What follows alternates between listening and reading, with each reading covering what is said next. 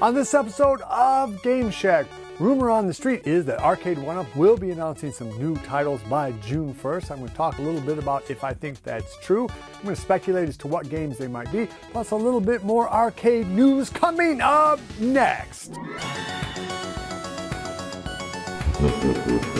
Hey everybody, welcome on back into the Game Shack, the internet's only haunted home arcade. I'm your host, JDV. Thanks for stopping by. As always, you guys are this channel's primary sponsors. So if you like content like this, please give me a thumbs up. It really does help this channel keep going. Subscribe if you haven't already and hit the notification bell if you have. So let's just jump right on into it. This is going to be a speculation video about Arcade1up, what they're going to be putting out, when they're going to be putting it out.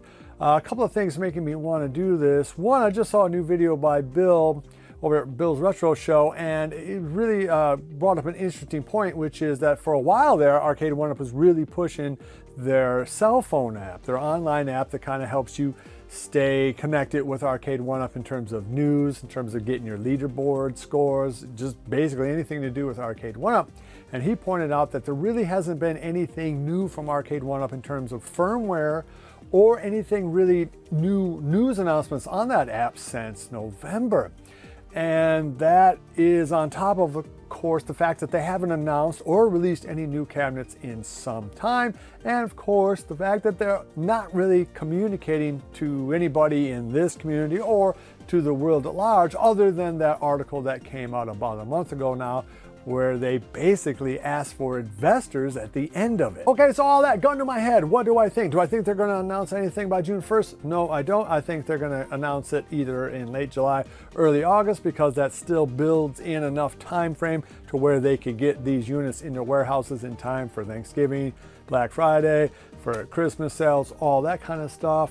I think that they're going to spend the first half of this year concentrating completely on selling the 11 deluxe cabs that came out in 2023. They have a lot of time, money, and effort invested in those cabs. If they don't start to sell in reasonably good numbers at a reasonable price, why would any big box store look at anything else from them, right? So I do think that they're going to really lean hard into just trying to sell the stock they have, and that means anything that has a riser is probably going to go on some kind of fire sale by June 1st. I would expect that.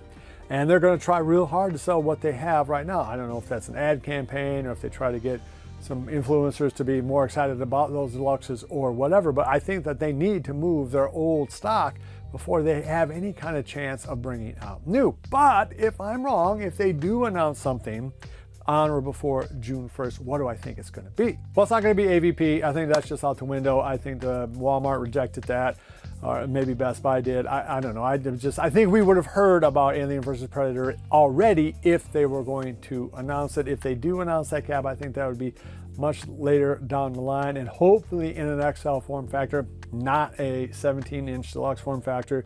It just makes no sense with 3 people. You can barely get 2 people around a 2-player cab. I know I talk about that all the time, but I mean, realistically, that is the truth. So I don't think it's going to be AVP. It's not going to be Robotron. I don't think it's going to be Smash TV. Again, those titles maybe people recognize, but not really. Qbert, yeah, you know, I don't even know if they own the rights to Qbert. Who knows? So I do think if they announce anything on or before June 1st, it would be track and field. And there's a few reasons why that is. One, it's a dead simple cab to make, right? It's just buttons. They don't have to do anything else other than buttons.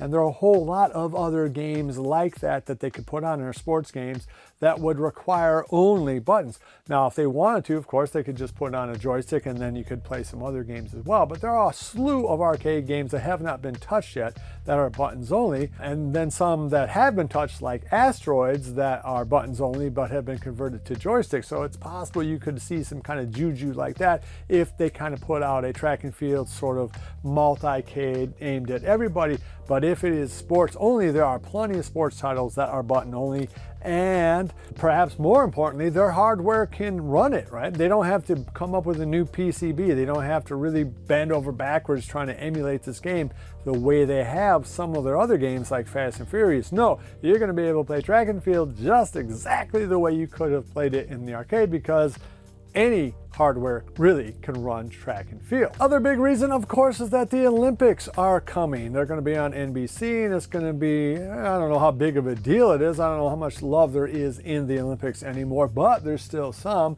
It's sort of a way to get a lot of free advertisement, even if they don't get the Olympic logo. Track and field didn't have the Olympic logo, right? So it's a way to kind of ride on the coattails of interest in the Olympics and sporting events in general, right? And then maybe ride that all the way into the NFL season. But it does make a certain amount of sense, at least in terms of kind of cross-pollination, by announcing a track and field game when the Olympics with track and field comes out. So to me, that's a little bit of synergy there that makes sense. It's a title that probably isn't that expensive to get. They probably either do own that IP or can achieve that IP with what they have. They can definitely put it out in terms of their hardware and screens, buttons, yada, yada, yada. So fingers crossed, I hope we do see a new announcement from Arcade1up in the next 100 days. And I hope it is a cab that makes sense to me. Track and field does, but there are some other titles out there too. But I wouldn't get your hopes up for anything much past that. I don't think they're going to announce anything like Robotron, Smash TV, Q*bert, or some of these other games that everybody's been asking for. Okay, so that's going to wrap up this episode. Let me know down below whether or not you think we're going to hear an announcement in the next 100 days or so from Arcade1up. And if we do, what title do you think it's going to be? Will it be track and field or some other game like a Robotron, Q*bert, Smash TV, something like that? Or will we hear about a new XL form factor? Let me know down below. It really does matter to me. Please, please, please give me a thumbs up on the way out the door. It really does help the channel, helps other people who are interested in this kind of thing find out about it. Subscribe if you haven't already. Hit the notification bell. Check to make sure you have. Love each other. And until next time, I'll see you guys in the Game Shack. Mwah! Be sure to visit evilgeniusentertainment.com for exclusive content, swag, casting call news, and much, much more.